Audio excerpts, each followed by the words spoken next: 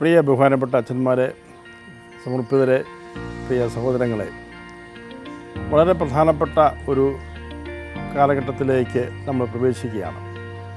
അത് നമ്മുടെ വിശ്വാസികൾ എന്ന നിലയിൽ ഉള്ള നമ്മുടെ സഭാജീവിതം, നമ്മുടെ വിശ്വാസ ജീവിതം, നമ്മളുടെ സാക്ഷ്യം, നമ്മളുടെ സാമൂഹിക ജീവിതം തുടങ്ങിയ എല്ലാ മേഖലകളുമായിട്ട് ബന്ധപ്പെട്ട് ഒരു ആത്മീയ നവീകരണം ഉളവാകണം എന്ന ലക്ഷ്യത്തോടുകൂടെ തീവ്രമായി പരിശ്രമിക്കുവാനുള്ള ഒരവസരമാണ്.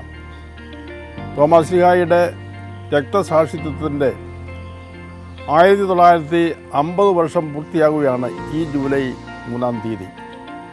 അതിൻ്റെ ഒരു ആചരണം കുറച്ചുകൂടെ തീവ്രമായിട്ട് നടത്തുവാൻ വേണ്ടി നമ്മൾ ഈ ജൂബിലി വർഷം കുറച്ചുകൂടെ നീട്ടുകയാണ്.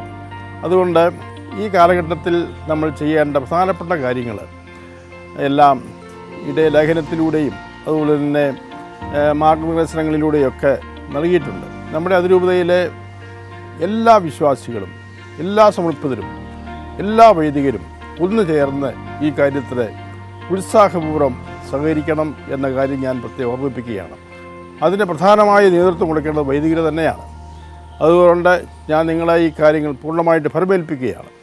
നിങ്ങൾക്ക് ഏൽപ്പിക്കപ്പെട്ടിരിക്കുന്ന ഇടങ്ങളിൽ, പ്രത്യേകിച്ച് ഇടവകളിൽ നേതൃത്വം കൊടുക്കുവാൻ നിങ്ങൾ ജാഗ്രത പുലർത്തണം.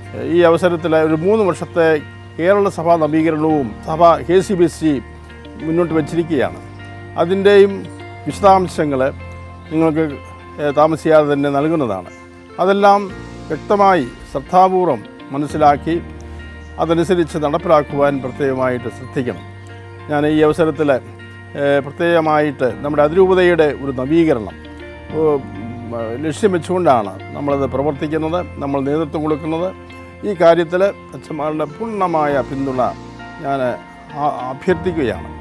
നിങ്ങളെല്ലാം നമുക്കൊന്നു ചേർന്ന്, പ്രത്യേകിച്ച് മാർപ്പാപ്പ ആവശ്യപ്പെടുന്നത് പോലെ ഒന്നു ചേർന്ന് ഒരുമിച്ചുള്ള യാത്രയായിരിക്കണം. സ്ഥിരാത്മക സഭയായി നമ്മൾ മാറണം.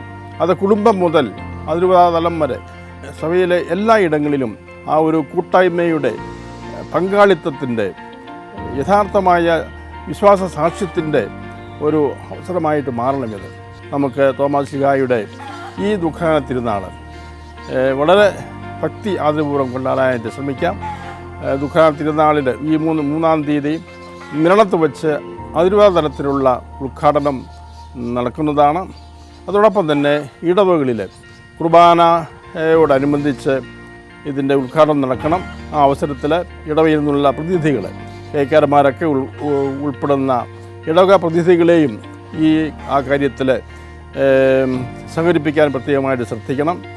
കുടുംബങ്ങളിലും ആ ദിവസം കുടുംബ പ്രാർത്ഥനയോടൊപ്പം ഇതിൻ്റെ ഉദ്ഘാടനം കുടുംബതലത്തിൽ നടത്തേണ്ടതാണ്.